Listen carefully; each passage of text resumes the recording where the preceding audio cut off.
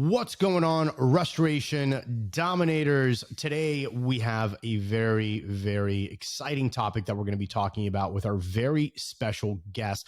But before we jump in, I want to give a big shout out to our show sponsors, starting with C&R Magazine, which, by the way, if you haven't gotten your subscription to C&R Magazine, you're really missing out on keeping your finger on the pulse of the market. Just head on over to cnrmagazine.com. Upper right-hand corner of the screen, there should be a big red subscribe button. All you got to do is pop in your information, hit the subscribe button, and right there, boom, you now are going to have your very own free subscription to C&R Magazine with tons of great information you're not going to want to miss out. Also want to give a big shout out to Company Cam as per usual. We'll talk a little bit more about them later, but let me just give you a quick little preview of the show. Today, we're going to be joined by JT, and JT is such an amazing individual. He helps individuals really look at how to know whether or not your business is ready for an exit. So this is an extremely passionate topic that I'm very passionate about, simply because I believe that you should be building a business consistently to have an exit. Whether you decide to exit or not really doesn't matter. But ultimately, at the end of the day, whenever you're building a business, that everything is taken care of properly, that is going to be attractive to an outside buyer, that typically means that you as an entrepreneur, you as a business owner, are going to have a much better time at managing your business. You're going to enjoy your business that much more.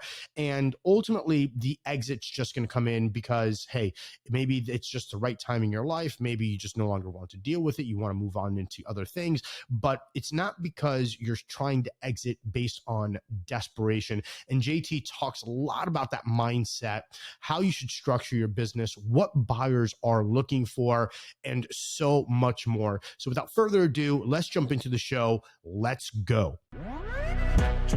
Welcome to the Restoration Domination Podcast, where you learn actionable advice that moves the needle and helps service-based businesses dominate. Here's your host, Rico Garcia Jr. All right, JT, welcome to Restoration Domination. Are you ready to help us dominate today? Absolutely, Rico. Thanks for having me. Looking forward to it. Awesome, man. Awesome. Cool. So do me a favor, and for those that may not be familiar with the name, aren't familiar with your company, fill in some of the gaps on the intro and let everybody know who you are and exactly, what you're doing in the industry. Well, thank you. My name is JT. Last name is Kraai. My company is called Exit Strategies 360, and I specialize nationally in helping exceptional disaster restoration companies plan for an exit and the exiting process of a sale and a transition. Nice. So we were talking a lot, prior to going live, and I was really excited because exiting a company for me is like really exciting, right? And that's exciting, I think, for a lot of owners, regardless of the industry that they're in, because they're just kind of like that retirement, right? It's like that beach life in Margarita. At least that's the dream. So it's just like an exciting time in someone's life, in someone's career. It's where you finally built something that's worthwhile, and you're finally letting go of that and reaping those rewards. For some, I'm sure that it's a little painful, right? Because you've poured in so much of your life on it. But we were talking a lot about, just the overall mindset that's needed in order to build something that is attractive to the marketplace. So without me giving you my thoughts on it, give me your bird's eye view of what your interpretation is of an extremely attractive entity that people would want to bid on and that they would fight, over each other in order to get a piece of that company. Well, you've covered a lot of ground there in the last minute. To answer your last question, an attractive company is clean. It's clean financially. It's clean legally. It's clean in the human elements of the business and the human capital, as we call it. It's clean with the growth. It's clean considering TPA and direct. Okay, so some people lean towards TPAs, others don't. There's 25 to 28 different variables where companies, in essence, get graded on. And any buyer is going to come along and start to look at these variables. How many lawsuits have you been in? Are you trending up or are you trending down? What's the tenure of your employees? I could talk at length about any number of variables, but business owners, they don't really have an idea of how they're going to be scored. It's all second nature to them, and it's their business. And no owner wants their baby to be called ugly. So an advisor should come along 2 or 3 or 4 years in advance and say, here's how you're going to be viewed. Let's get these areas cleaned up a little bit. If you've got some gas left in the tank and a runway, let's make it as sellable as possible. And if you've given yourself that runway, the sky's the limit on how you can clean up and making you the most attractive, so to speak, or the pretty girl at the dance when it comes time to go to market and recruit a buyer. Right. How is the market right now? We've heard a lot of news about private equity money coming in, a lot of other organizations picking up, smaller organizations. In your opinion, how's the market right now? And where do you see the future of the market? And is this a good time? If you're not the most attractive entity, do you still have enough time to make it happen? Certainly, great question. It's no mystery that the M&A market has been really, really hot in this industry for years now, really 3 or 4, 21 being a peak. I mean, you couldn't turn on LinkedIn or on your read an email without some sort of an announcement. The cost of capital is slowing things down just a touch. And the big boys in the market, the industry players, they're being a little more selective because they've filled in some gaps now, right? If they're looking for something in Chicago or LA or Dallas, they've got those filled in. There is a tremendous amount of fishing going on. At the show, these shows, there's every industry buyers there asking lots of questions. So the hunt continues, for the right buyers. Between the matrix of the lenders being a little more selective, or the industry buyers being a little more choosy on who they're after, it's starting to slow down just a touch, but it's still a really active time for potential owners who think they want to exit. The end of last year was just a perfect storm of 4 or 5 different variables that created a terrific third and fourth quarter. And it slowed a little bit from that, but the future's still bright. Private equity money in general, Rico, has discovered this industry as a safe space to park some money. So they're coming in like wildfire, and they tend to overpay a little bit. The downside is that they don't always know what they're looking at, so the due diligence can be a little bumpy. But between the hundreds of private equity groups that are looking and the 10 to 12 really active industry buyers, it's still a very active market. That's awesome. So just for, the people that are listening and watching, give us some clarity as to you and your organization and where you're stepping in. At what point of the game are you stepping in, or should you be consulted with the phone call and saying, hey, look, I'm possibly looking to exit? And then what gaps are you helping them fill? Yeah, fair question.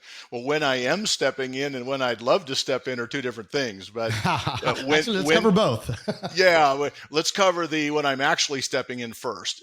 Business owners in this space, Rico, and it's probably every space, they think about selling for a long time. It's fun to think about, right? The margaritas on the beach in the Caribbean. In reality, it doesn't work that way. People think about it for a long time, but they take no steps. So 3 or 4 years into thinking about it, then I typically get the call and they say, I'm thinking about selling. What do I need to know? And I take them down this road of getting answers and helping them piece a plan together. Ideally, I'm brought in 3 or 4 years prior to that decision so we can get them solid answers and tell them what they're worth and why and how to grow their business and the things to clean up to, again, make them the most attractive. Get the right consultants on board and get solid conversations with their wealth advisor and maybe an estate planner and a business partner or a spouse even. I have some clients that don't even want to talk to their spouse about this until they're well downstream. And if your family works like mine, it takes 2 yes votes to do anything important. So let's make sure we're all on board.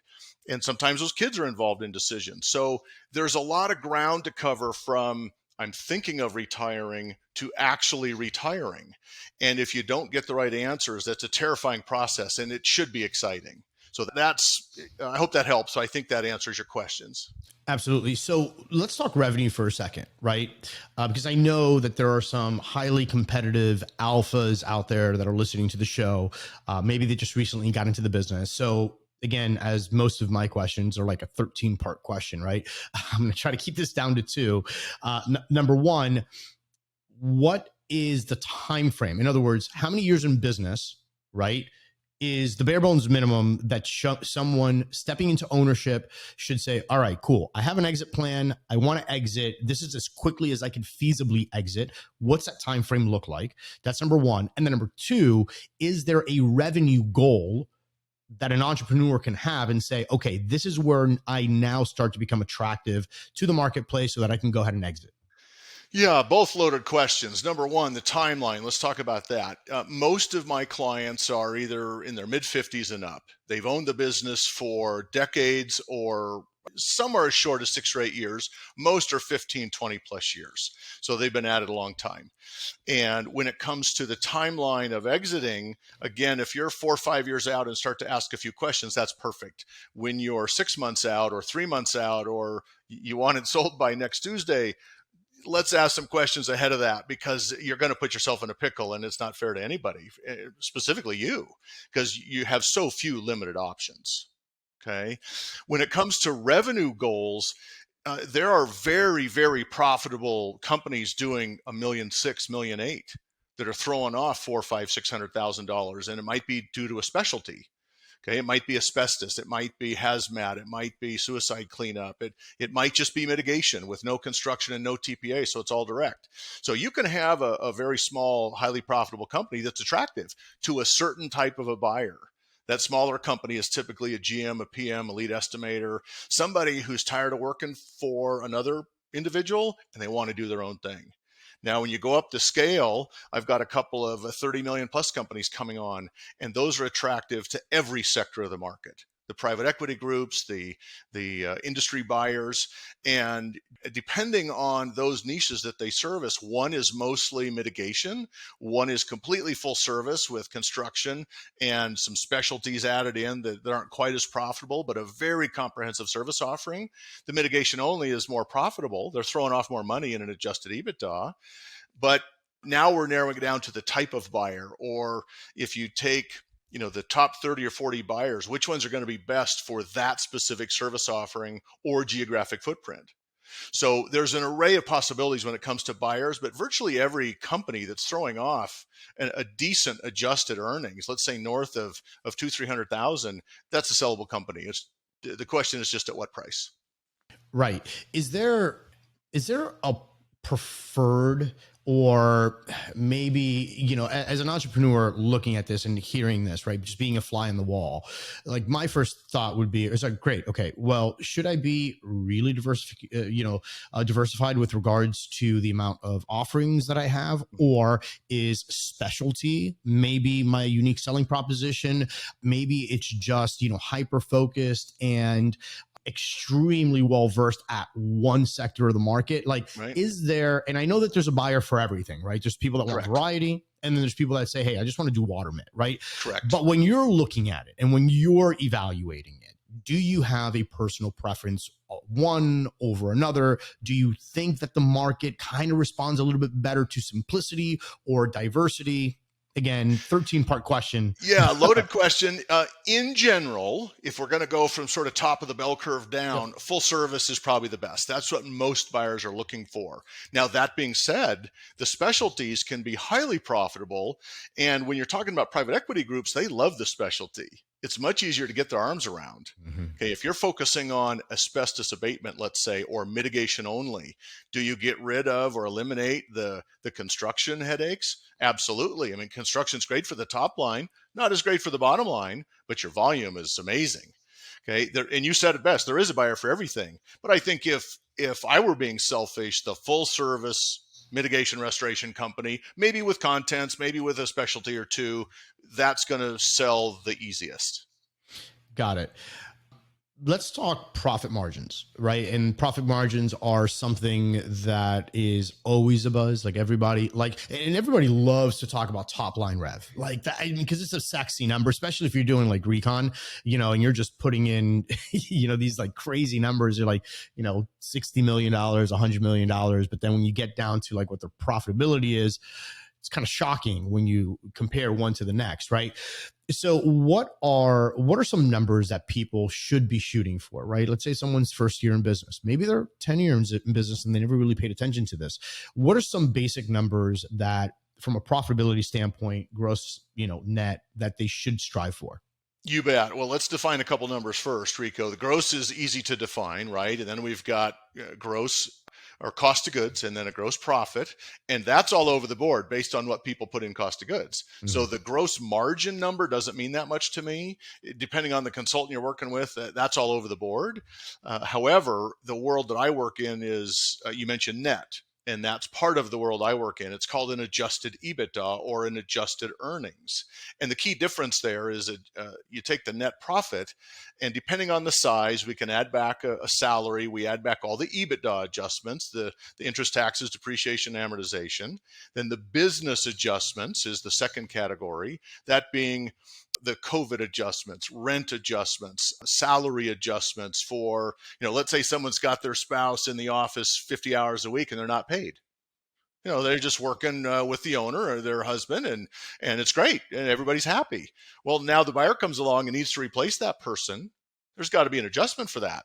And the flip side is also true. Let's say the spouse is at home, not working in the business or working outside of the business, but they're on the payroll for $60,000, $80,000, or $100,000 a year. There's a big adjustment.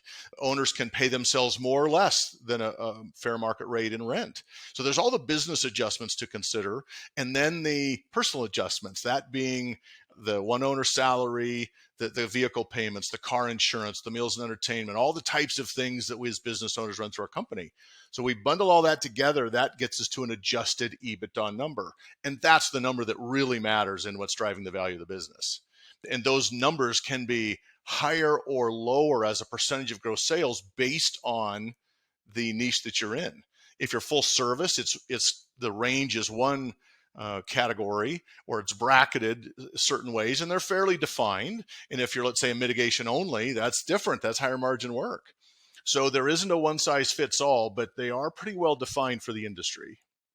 So what, again, as a new entrepreneur stepping into the business, or someone who's just finally dawned on them that, maybe I've got a little bit of life left in me. This is enjoyable. Or, these formulas that you're talking about, right? Like trying to get all these calculations, is there, how should someone go about that, right? Like, is there like a simplified, color by number versions that, that an entrepreneur should do? Or should you just kind of like say, no, don't even try it. Just go off and get a consultant, get it right the first time?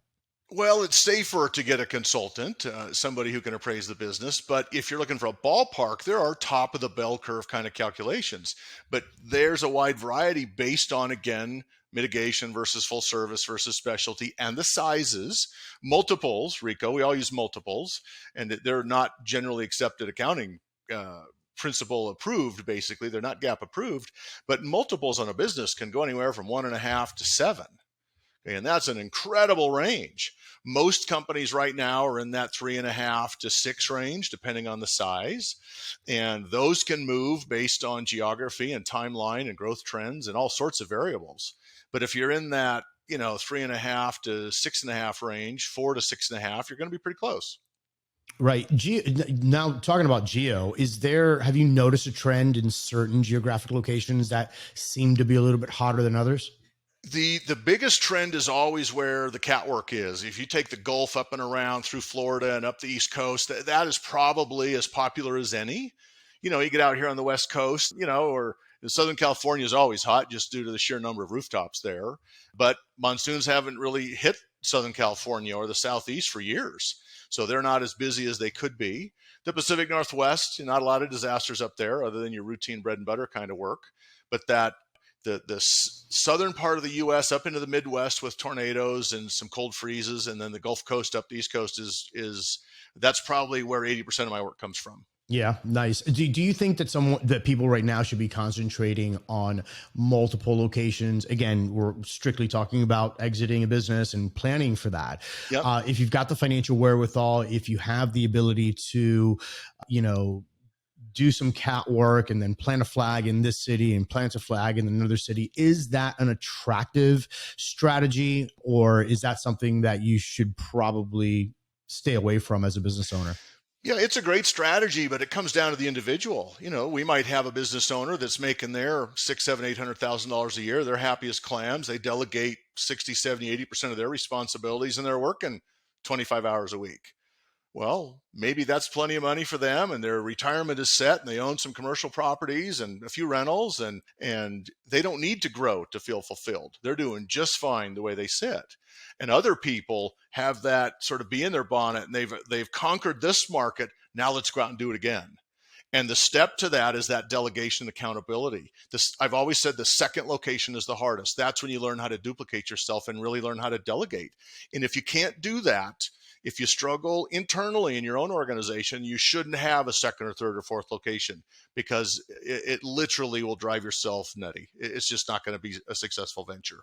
That makes sense. So speaking of delegating, and we're talking about exits, and we're talking about, typically when you're talking about an exit, it's you kind of picture, at least for me, you picture someone that's been in the truck or in the office every single day. They're just grinding and grinding and grinding, right? However, it's not always the case.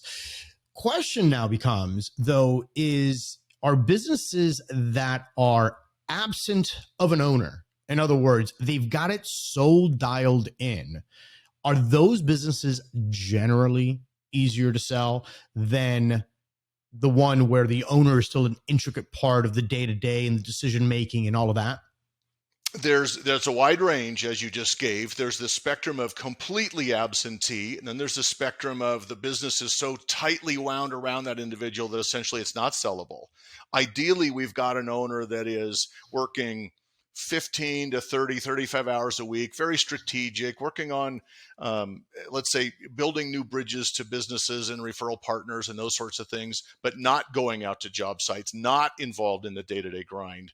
So ideally, we're at least there with a strategic owner. And if they work themselves out of a job, or they're there 5 to 10 hours a week and they've got a wonderful team, maybe some profit sharing for some incentives or some nice bonuses, and that team can carry the baton for them, that's ideal. The closer you get to this end, where we've got it tightly wound around an owner, they're tougher and tougher to sell, because as a buyer, the first question they're going to ask is, can I replace that individual? Or worse yet, partnership. Whether that being a husband-wife team, let's say he's in the field running operations and she's in the office managing that. There's nothing wrong with that. It's a fantastic way to run a business, but let's be thinking about that 3-4 years ahead of time, and try to get one of you worked out of a job, for the most part, in a strategic manner prior to selling, because that's going to be a hurdle. Right. So what I'd like to talk about now is kind of switching gears, not really, but, as far as a general topic is concerned, is just the overall consultants in the industry and how they can potentially help, and how we can, you just don't know what you don't know. So being able to identify where these voids are in your business, I think, is an important aspect. Sure. But before we dive into that whole thing, let's just take a quick moment to thank our sponsors, and we'll be right back. Hey, Dominators, real quick, let me ask you a question. How would you like to increase productivity? How would you like faster claims resolution? And more importantly, how would you like to reduce litigation? Well, this is exactly what Impartial allows you to do. Impartial creates timely, accurate estimates for faster and fair claim settlement. Building upon Matterport's technology, the Impartial Scope tool extracts the relevant data embedded with pre-mitigation and post-mitigation scans, and subsequently renders an Xactimate or assemblability estimate that can be approved by a carrier without any hesitation. The magic here is that the software helps contractors generate mitigation and repair estimates for more rapid approval from insurance carriers, while removing the burdensome administrative process. Each Impartial estimate is produced with objective accuracy, using immersive 3D imagery and precise physical and geospatial measurements. Impartial, in my opinion, is one of those tools that simply can go ahead and change your business. And with so many features such as Impartial tags, timestamp matter tags, the ability to upload JPEG, PNG, ESX, and so much more, Impartial is that software that could genuinely change your business.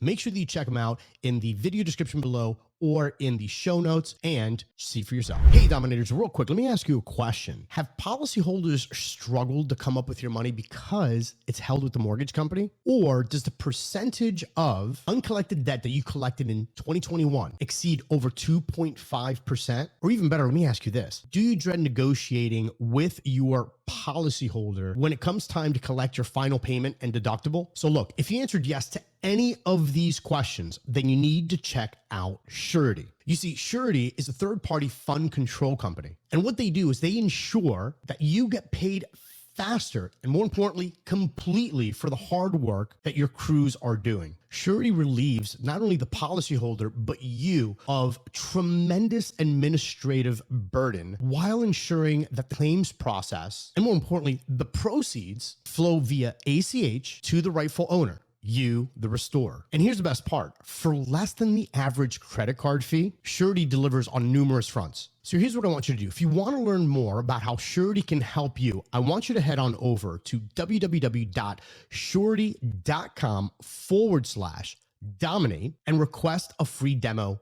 today. Now listen, Restoration Domination listeners, just like you, are going to receive a really cool offer. And here it is. You're going to receive an exclusive offer, which includes free processing for the first insurance claims check and 3 months of free access within their network. Again, that's Surety, SURETI.com/photo documentation is possibly one of the most important aspects of what it is that we do in the restoration business. Not only so that the client knows exactly what's going on, but also so that you can prove your work to insurance companies. One of the best ways that I've found to go ahead and document our projects is by using Company Cam. Company Cam is an amazing app. It has so many features, everything from timestamped and GPS located photos, individual project files, unlimited photo storage, in-app communication with your crew, a live stream of all of your projects as the photos are coming in, as if it was an Instagram feed. So from a managerial standpoint,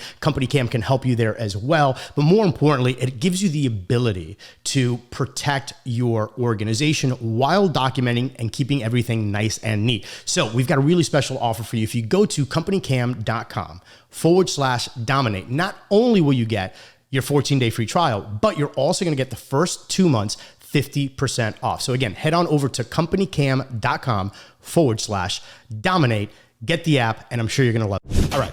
So we're back talking about consultants. I'm sure that you'll probably get a phone call. I'm sure you've gotten phone calls in the past. It's like, hey, I'm looking for an exit. I'd like out. You actually said Sure. off camera, like next Sure. Tuesday would be great. So I know that you've probably gotten those calls. How does that process, like, walk me through that process? If Rico was to call you today and be like, hey, look, I want out of the business, what's the first step? Like, do you have a series of questions that you ask me? And then do you want me to open up the books? And then at what point do you identify, like, bro, you need help? Like, this Sure. is not sellable. You need help. Sure. There's a process, and it's a perfect question. When people call me, they typically need answers, and they really have no idea what that looks like. Some don't even know what to ask, and a few are humble enough to even admit it. They'll call and say, I need some help, but where do I start? Just you start talking, and I'll interrupt when I feel necessary. And those are great. And so they typically want to know what they're worth, why they're worth what they're worth, how to keep a sale confidential, who the best buyers are, how to determine the best timing, should I sell the real estate with my business? And the underlying questions are, can I retire? You say you want to retire, but is that actually true? The reason I say that is a lot of people think they want to retire. And when it comes right down to it, they struggle with it. And I've written articles on that and taught classes on that, et cetera. I've got a white paper on it. The difference between wanting to retire and actually retiring, there's quite a gap there. So we work them through that process. But the initial round, Rico, to answer your question, is about getting them answers. How do you go have a conversation with your wealth advisor or your CPA or your business attorney or your spouse? I can script some of these conversations. I was an entrepreneur through the 90s. I started and sold several companies. I can script those conversations at night or at 2 a.m.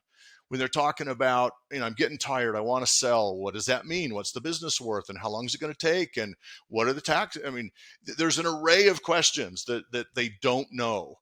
So I start with a valuation analysis. The valuation is just the numbers only. The analysis are all these variables that don't show up on the P&L, like your trends and the strength of your what I call human capital, the strength of your employees and their tenure and how many lawsuits you've been in and the cleanliness of your books and all sorts of things that a buyer's going to look at. So that's where the sort of grading comes in. And I don't like to use that word, but make no mistake about it. Every business owner in their company is going to be graded. So let's do that now and find out where the hiccups are. And based on how clean you are, then you may or may not need a lot of help. If you have been strategic and you've worked with a consultant, or you've just, thought this through and you've applied that knowledge to your business, you may not need a lot of help. There might be one or two little issues that you can get help with from a consultant or an outside consulting partner and clean it up. And for some, Rico, they need a lot of help. And they need to kind of sweep through the business and take care of a lot of things. As an example, one of these really nice companies that I've got coming on, I valued it last year, and very nice size, and it was north of 30 million. And I essentially said, but right now you're not sellable. You're not going to sell. And he basically called me an SOB and hung up and was very frustrated because that's right. Nobody wants their baby to be called ugly. Well, they had a family member doing the books. It was a complete disaster. They started 20 years ago and the business was doing, a fraction of what it's doing now. It sufficed then. It doesn't suffice now. And I said, you're not sellable at any price with the books in the condition that they're in. Well, we got them cleaned up, gave them a referral to a construction specific QuickBooks consultant to help him get cleaned up. It worked beautifully. He called me 4 or 5 months later and say, okay, I took your advice. Sorry for reacting. Am I sellable now? We went through it and very sellable. They went 3 years back, cleaned it all up. And that's just one simple example. But let's identify that 2 or 3 years in advance, not a month or two by the time you want to exit, because now you've got no options. And those sorts of variables come with a devaluation attached to it. So I always tell owners it's always sellable. It's at what price? And there's a point in there where that price really doesn't look attractive. So kind of going back to my original question though, right? Just to the simplified color by number type answer, generally, I'm going to make some assumptions here, right? And just kind of role play with me. Sure. I'm going to assume that the majority are going to need some degree of help, right? It's just a matter of degrees, right? So are we in agreement on that? Yes, agreed. Okay, cool. So the majority of people probably don't have their ducks in a row. Great. How quickly from the moment that we contact you, do you say, look, Rico, this looks amazing, or no, these are the areas that you need to work on? And then do you give us some direction as to Sure. where we can go so that we can pick this up at a later date? Sure, absolutely. Once evaluation analysis is delivered, and it's kind of a roadmap on what needs to be done and where the punch list is, so to speak, depending on what it is. Let's say it's just cleaning up the books. Okay, that can be done in a few months, and they're ready to go for that business. Right. For other people, I've mentioned you might have 2 people in the office, and it's wrapped around both. Okay. That probably isn't going to be solved in 3 or 4 or 5 months. That may take a year to 18 months or 24 months to get someone trained and replaced in the office to where that's not nearly the variable that it is now. So it's entirely dependent on what's needed. But once I deliver the analysis variables, then it's a matter of what's needed, who can help. There are general consultants, and we all know who they are in the industry, some very, very good ones. There's very specific consultants. Maybe there's just an accountability issue or a delegation issue, but everything else is pretty good. Well, that's a specific individual that can help. Maybe it's a process issue. I can look at P&Ls and say, why is this category 8 to 12% higher than the industry norm? And to them, it's second nature. Well, let's have somebody go through your P&Ls quick and take a look at that and point out some real obvious, let's take care of some low-hanging fruit. Because what most people don't realize is if we're working with, let's say, a multiple of 5, okay, and you bring $10,000 to the bottom line, you save $10,000 somewhere. Multiple of 5, that's a $50,000 added to the value of the business. Right. Those changes add up quickly. So it puts running lean into a whole new perspective. But back to your question, it entirely depends on what's needed, how much preparation has been done. Normally, a couple years or less will go a long ways. If you've got a pretty clean company to begin with, 4 to 6 months. I've never met a perfectly clean company. Have come very, very close. And those are typically the companies that have spent months, if not years, working with consultants, and they're getting dialed in, planning for an exit to make it as clean as possible. So do you have an ugly duckling story that you can share with us? In other words, like a scenario where you're like, what am I going to do with this? Is this sellable? And then, have a nice finish at the end, something that you were There's like really proud of. there's several stories, and I want to be clear to the audience. I'm not on a timing committee. Okay? I don't care when you sell. It's none of my business. That's between you and your spouse and your wealth advisors, and that's not why I do what I do. Right. But a success story, when you take a real ugly duckling that's not sellable for any number of reasons, and then you get them clean, or you put them in touch with people who can help get them, shined up, and let's call it putting a lipstick on a pig, and you get them cleaned up for the dance and they're ready to go. And now all of a sudden you've changed their life. You've taken let's say a $5 million business that wasn't performing very well, and now it's 8 or 9 or 10 a year or two later.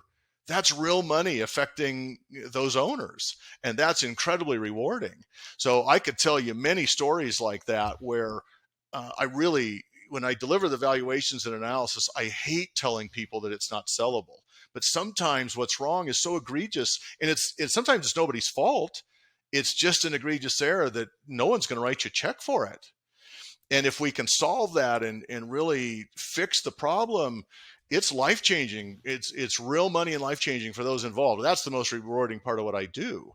And when I tell people this needs to be fixed, or that needs to be fixed, or this is how it's going to be viewed, you've got to have enough gas left in the tank to fix it. If you don't, again, we come back to no options or very few options. And sometimes those are just not attractive options. So something I talk a lot about is you just don't know what you don't know, right? And it seems like evident, right? So I'm sure that there's some people that are listening to this or watching this and we're like, well, you know what? I got an amazing business. I'm just like, I've got this thing dialed in. It's beautiful. I mean, that never happens, Rico. It never happens. Never, right? They're like, and it's like, why would I ever want to sell? Now, of course, they've got that one business, or maybe they've had 2 or 3, but you've had the luxury of speaking to tons and tons of business owners, and not only, play consultant, but also part, psychologist, and, Sure. Everything in between. What motivates, in your opinion, right? And of course, there's so many different reasons as to why, but there's some people I'm sure that are listening that are saying, well, look, if I have this like amazing business, why would I ever think about really selling? You've been exposed to a lot of these stories, a lot of these reasonings. Can you kind of share like some of the, the top reasons that people actually choose to sell, even when they have a really good looking business? I can't imagine a better question. Because it resonates, right? This comes back to people who thinking they want to sell, and maybe they're just tired. Some people, I recommend that they shouldn't sell. And I know that sounds funny, but they love what they do. Let's say they're making their $600,000, $800,000, $1 million a year, and they're out on the side buying properties, and they're flipping homes, and they're racing cars, and they've got a side-by-side and a boat, and their life is full of experiences, right? And they're using this business that they've set up let's say purposefully. Okay, they've taken intentional steps to set it up the way they did, to use it as a cash cow to fund everything else that they really want to do. Nothing wrong with that. And if there's hiccups in the business, they can step right back in and fix it. Okay, that's a great scenario. There are other people who call me and they really do want to sell. They're just terrified as to what's next. And so the part psychologist comes in, and it has to do, most business owners, Rico, tie retirement to money. And they'll talk about money. Do I have enough? Maybe one more year. And it's really not tied to money at all. Most of my clients could have retired 6, 8, 10, 15 years ago. There's an entire emotional and social piece that owners don't even think about.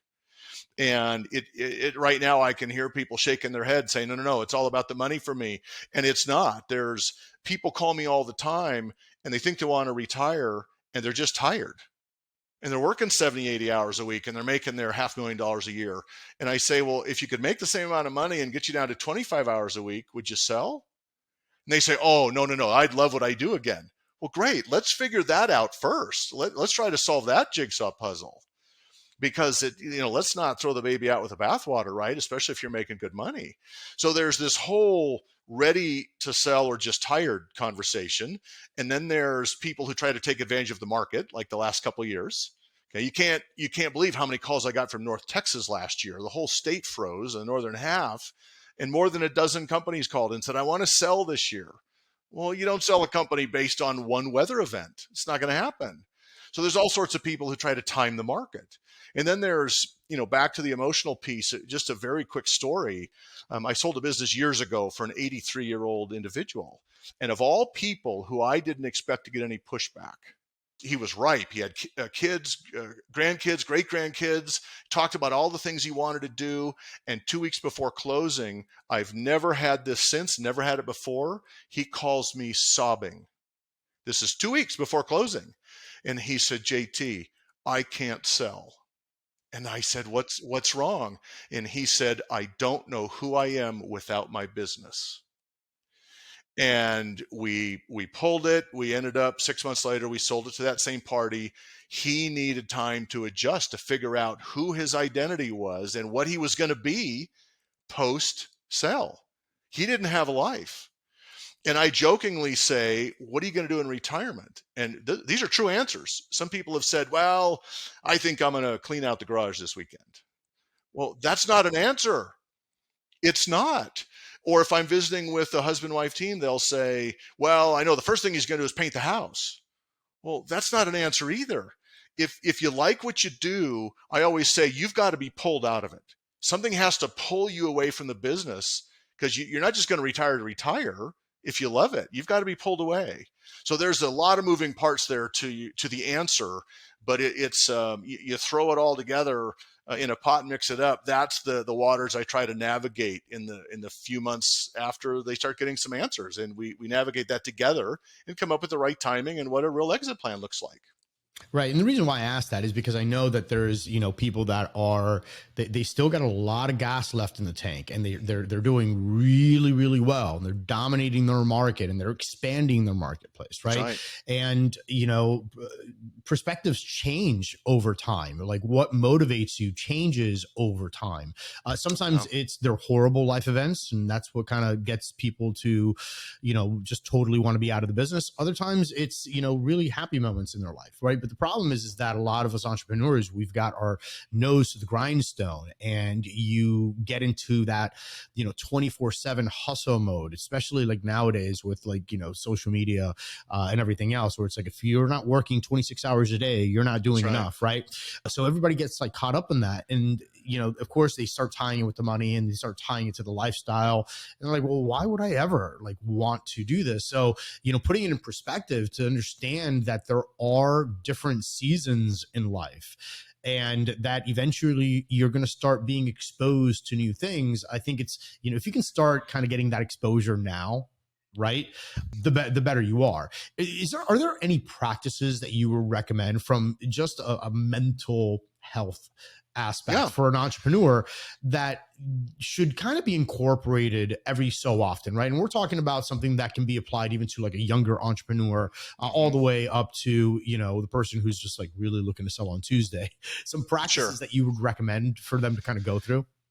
Yeah, great question. And this is also a mystery to many, because they tie selling with retirement, and they're totally different things.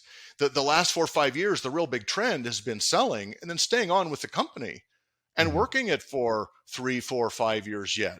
And it's a nice half step towards retirement. Many of my clients are in their mid 50s to mid 60s, and they just don't want the risk anymore.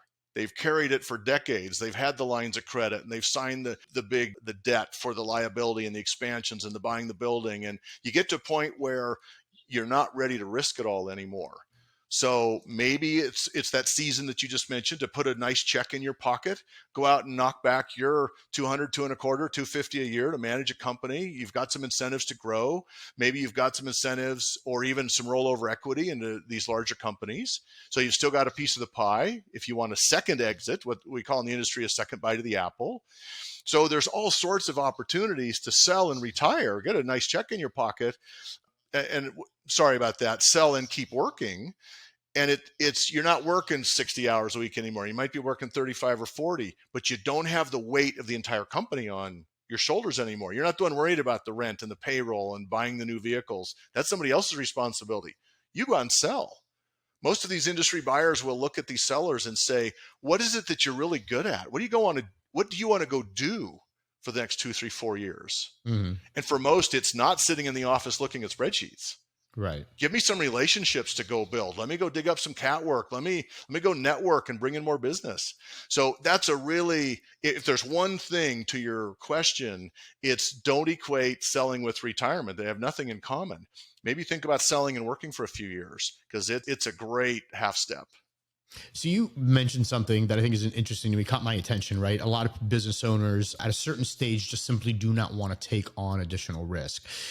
For me, my whole thing is my mind immediately goes to, well, as a business owner, if I ever started to think that, what would be some good things that I can put in place that would allow me to have my cake and eat it too? In other words, to minimize the amount of risk exposure, but yet still have the business, right? So like, do you have anything on that particular aspect that you would, that comes to mind?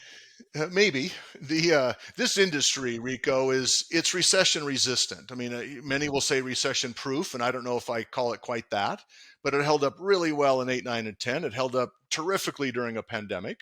So thus the flood of private equity money. It's a safe space.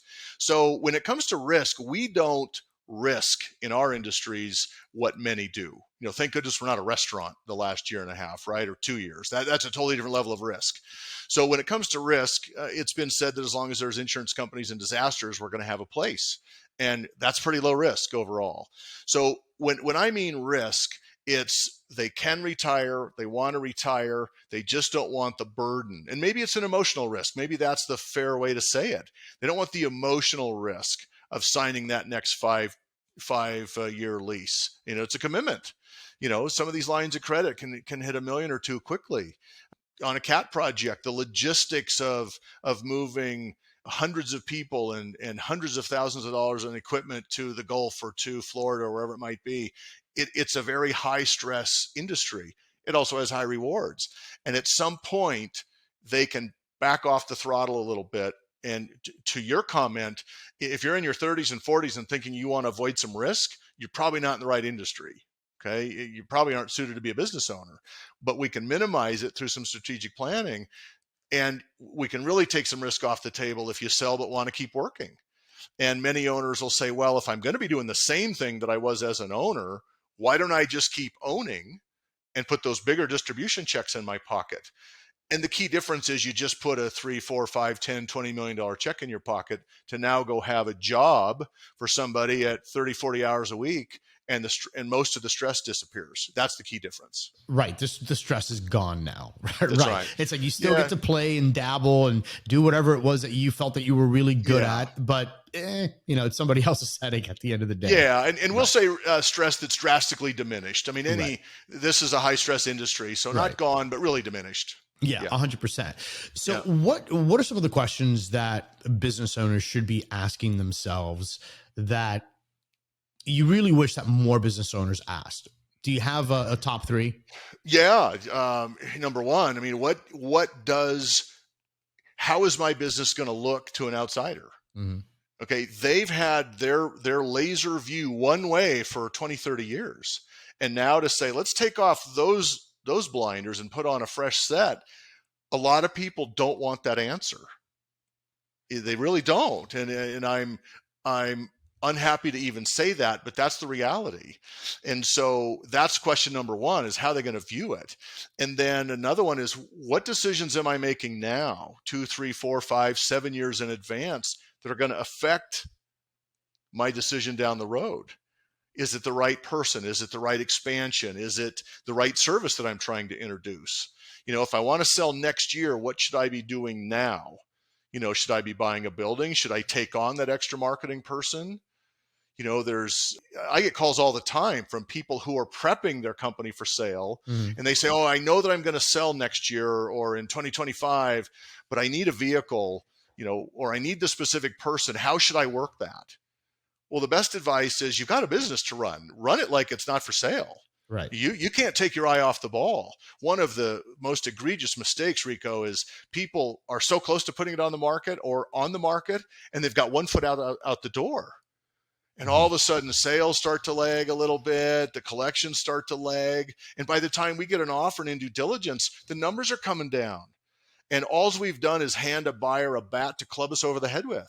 Right. So I will always say, do not get short timer's disease, you've got to keep your foot on the gas. And I'm not asking for anything more than you've been doing, but do not act like this is going to be a cakewalk to the finish line, because it's 8, 9, 10 months from the time we package a company for sale and we're at the closing table. And that's a long time for some terrible things to happen if your eye's not on the ball. Right. So those two are key. It's a comical double-edged sword in a way, right? Because you always want to build your business as if you were selling, but then once you've kind of mentally made that shift, it's very easy to, like you said, just totally let the foot off the gas. You start to get a little bit more relaxed because you're already thinking about, again, just mentally, right? Just so keeping that mental vigilance. But a lot of this has to do with, I would assume, is really, really tight internal company processes, right? And in your opinion, I mean, how much of internal company processes and that internal company culture, how much does that dictate how easy it is to market and sell an organization? Yeah, it's 95% of it. People don't think about company culture a lot. There are culture coaches right now. Mm-hmm. Employee retention has been a big deal in the last few years because of all the labor shortage. So company culture is huge.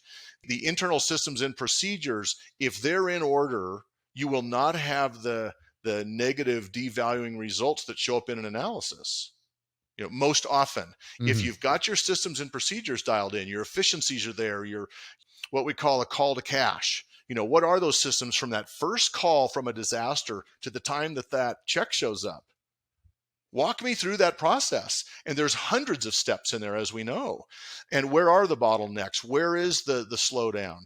If those internal systems and processes are in order, everything else is golden. Now, that's also, because there's so many, it's also where we typically find the need for help. And so when I talk about accountability or financial cleanliness or the legal side of the business, why was it that you were in 7 lawsuits last year? There's something not right with a system and a process that's leading itself to those lawsuits. And I've worked with companies that have been in 10 a year and others that go 10 years without a lawsuit. Right. Well, guess what? That's a direct result of an internal process that's either working or not working. Mm-hmm. So those have to be looked at. And when it comes down to the analysis and getting companies cleaned up, that's the focus right there. That's amazing. So quick recommendations from you. Do you have a top 3 books that you would recommend for entrepreneurs that are absolute must-reads in your opinion? Well, yeah, I think so. I just read The Road Less Stupid. That's a great book.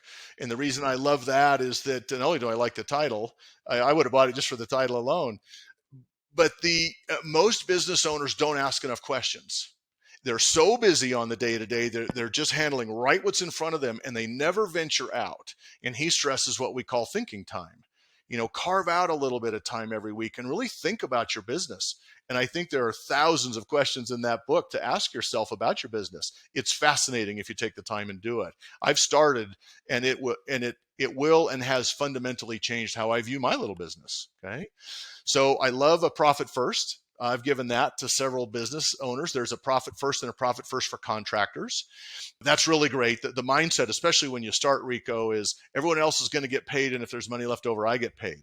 Well, that's not why we started a business. We didn't do it for health. So let's get ourselves paid and allocate certain percentages of what should be for our profit, taxes, operations, etc. It will fundamentally change your view of your own business and not just rely on what's left over. And if you can keep yourself within some guidelines and gates on how you operate, it's golden. And then frankly, any book probably, and I've got 4 or 5, but any book on negotiations. And the reason why I say that is business owners, they don't know their limits. And I have to say that with a smile on my face, because owners, once a company's packaged up, we know about what it's going to sell for. And then I always hear, I'm not going to take a penny less than this, or I'm not going to give on that variable. Well, guess what? I've gotten offers before that are 10%, 15% lower than that, and they take it. And I say, wait a second, a week ago, you weren't going to take anything less. Well, this is, the light's at the end of the tunnel, or we're close enough, I'll take that. Well, really go through an exercise of what it means to negotiate and what's important. For some, it's about the money. For some, it's just about getting out. For some, it's about the culture. For others, it's about the right fit. Where can we go? Where can we take it in the future? Several clients have rollover equity, and they maintain 10 to 30% moving forward. And it's a piece, right? You leave several million on the table. It's worth protecting. So let's stay in the game and grow this thing so I can have another really great exit in another 3, 4, 5, 6, 7 years. So once you know where your limits are, I challenge business owners to understand why. And what are we negotiating, and what does it mean for you and your family in the business? Because it's not just drawing a line in the sand. There's far more to it than that. So those three are probably the top reads. Yeah. And by the way, for everybody watching and listening, I will have links in the video description below, as well as in the show notes, as well as on restorationdomination.com. Just go ahead and look up this episode number, and all of the links are going to be available for you there. So if you want to check out any of those recommendations, JT, if, for people that are listening, someone's like, you've really piqued somebody's interest, right? They're like, man, I think that I'm there, right? And I don't think I have an ugly baby. Yep. Let me go ahead and reach out to JT. What's the best medium for them to go ahead and reach out to you? Where do they go to learn more? Yeah, the best medium is an email or a phone call. It's everything is 100% confidential in my office. So I would just encourage you to reach out. If you've got questions, ask them. I don't push anyone to sell. The biggest benefit I give people early is an education. And then go make your own decisions. Again, I'm not on that committee. So at least ask the questions and put your mind at ease. It is not worth staying up all night or driving to work with all these questions in your head. Get some answers and formulate a simple plan. And the angst is diminished. Your peace of mind is much better than it was prior to the answers. So at least get some answers. And then the timing is all on you. The right time to sell, it'll feel right. You'll know when the time is right. It doesn't have to be now. Perfect. And on that note, JT, man, thank you so much for taking the time to spend with us to, kind of open us up to how we should be looking at our business, the psychology that we may be faced with if we start considering selling and everything else. I'm going to go ahead and leave a link and phone number in the video description, as well as in the show notes. If you want to go ahead and reach out to JT, you could always go ahead and also visit restorationdomination.com. Under this episode, all of JT's personal information, contact, business information is going to be there. And remember, always go out there, hustle, hack, dominate, and I will see you guys on the next episode. You've been listening to Restoration Domination, your #1 resource for tips, tricks, and hacks to help your business grow. Subscribe to our channel and follow us for more Restoration Domination. And follow our host at Rico Garcia Jr. on Facebook, Instagram, TikTok, and LinkedIn. Till next time, this is Restoration Domination. Hustle, hack, dominate.